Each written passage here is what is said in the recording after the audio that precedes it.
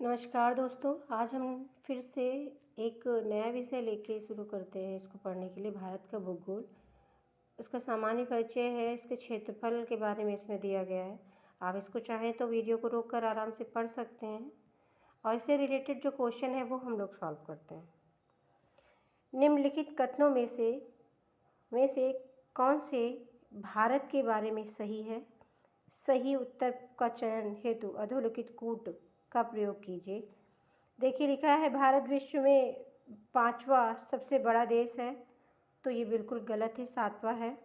यह स्थल मंडल के कुल क्षेत्रफल का 2.4% भाग अधिकृत है, ये एकदम सही है।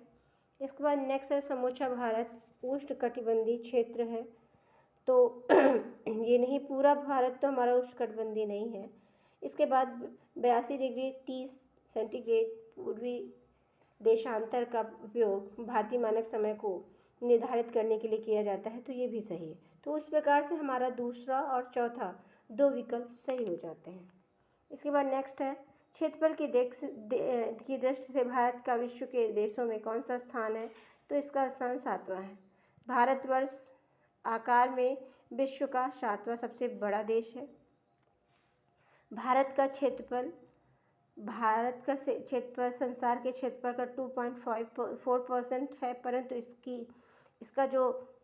इसकी जो संपूर्ण मानव जाति की जनसंख्या है तो यह 17 यानी कि 17% है।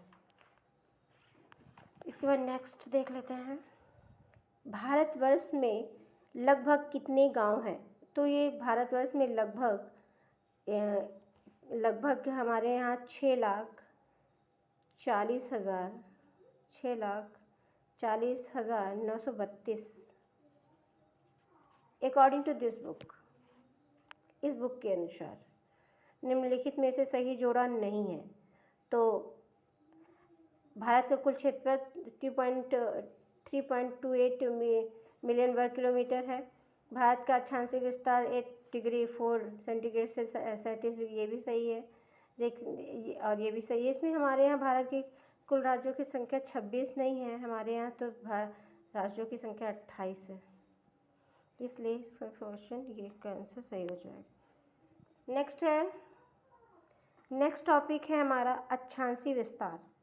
देखिए दिया हुआ है, आप चाहें तो इसको रोक के आराम से पढ़ सकते हैं। देखिए भारतीय विस्तृत है, तो इनमें से कोई नहीं दिया है, यानी कि इसमें से कुछ भी ऑप्शन में सही नहीं है।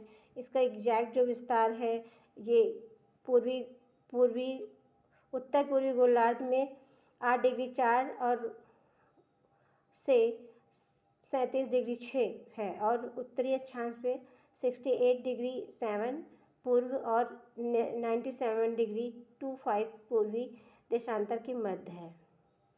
इसके में नीचे लिखा हुआ क्वेश्चन में सिक्किम से गुजरने वाला अक्षांश निम्नलिखित में से किस एक राज्य से होकर गुजरता है? तो यह राजस्थान से होकर गुजरता है। जिस जिले से 70 डिग्री पूर्वी देशांतर रेखा गुजरती है वह जैसलमेर है। वो क्या है? जैसलमेर। इसके बाद है भारत और कर्क रेखा। कर्क रेखा से रिलेटेड हमारे यहाँ क्वेश्चन बहुत बनते हैं, और ये है इसका पूरा डिटेल इसमें दिया गया है, मैप भी दिया है। आप चाहें तो इसको जूम करके आराम से इसको पढ़ सकते हैं आराम से। नेक्स्ट है क्वेश्चन है कर्क रेखा किस राज्य से होकर गुजरती है? उड़ीसा, उत्तर प्रदेश, बिहार, आंध्र प्रदेश। और आप सभी लोग जानते हैं कर्क रेखा हमारे 8 राज्यों से होकर गुजरती है। 8 राज्य कौन कौन से हैं? गुजरात। अगर आपको नहीं मालूम है तो आप इसको पढ़िएगा तो आपको पता हो जाएगा। गुजरात, राजस्थान, मध्य प्रदेश, छत्तीसगढ़, झारखंड, पश्चिम बंगाल, त्रिपुरा और मिजोरम, ये यहाँ से देखिए गुजरता है। गुजरात, मध्य प्रदेश, छत्तीसगढ़,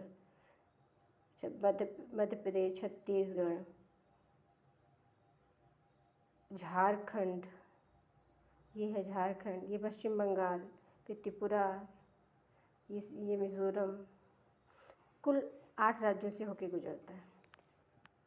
इसके बाद नेक्स्ट है कर्क रेखा निम्नलिखित में से किन राज्यों से होकर गुजरती है? तो गुजरात, उत्तर प्रदेश, छत्तीसगढ़, झारखंड। इसमें से जो उत्तर प्रदेश है वो नहीं आता है और सब आते हैं। कर्क रेखा गुजरती है मध्य प्रदेश से, मिजोरम से, त्रिपुरा से, सभी से गुजरती है। कितने भारतीय प्रदेशों से होकर कर्क रेखा गुजरती है? तो 8। इसके बाद नेक्स्ट क्वेश्चन देखते हैं हम लोग। भारत का एक राज्य जिससे कर्क रेखा गुजरती है, जिनमें से जम्मू कश्मीर से नहीं गुजरती, बिहार से भी नहीं, हिमाचल, झारखंड से गुजरती।